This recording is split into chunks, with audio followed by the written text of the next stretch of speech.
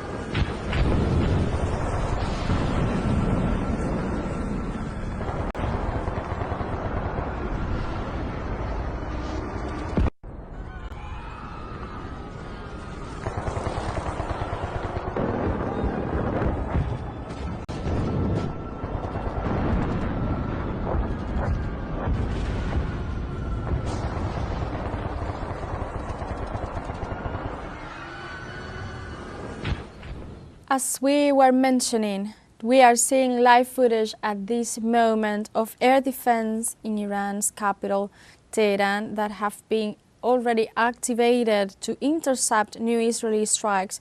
Tehran's defense successfully is confronting Israel's regime's shells. As we can see in these images we are bringing you, this is the latest information, this is the latest updates that are coming from Iran in these back and forth attacks that are taking place since very early on Friday, following an attack, a deadly attack perpetrated by the Israeli regime, which launched overnight missiles.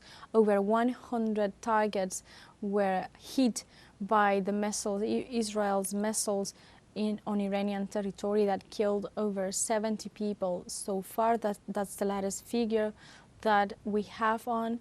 Also injured over 300 people.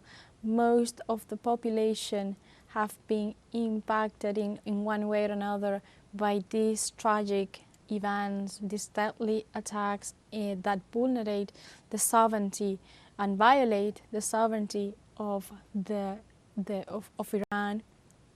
Also, this comes in a context of violence that is perpetrated by Israel on Palestine in a brutal genocide that hasn't been able, the international community, to stop, even though that there have been so many movements throughout the world, especially leftist, coming from leftist movements and progressive governments, that urge the Zionist regime to put a stop, to put a halt on the genocide imposed on the people of Palestine, and now is also spreading to other countries of the region, like we are seeing at this moment. The air defense forces of Iran are successfully defeating and confronting a new Israeli attack against the city of Tehran, the capital city of Tehran, but also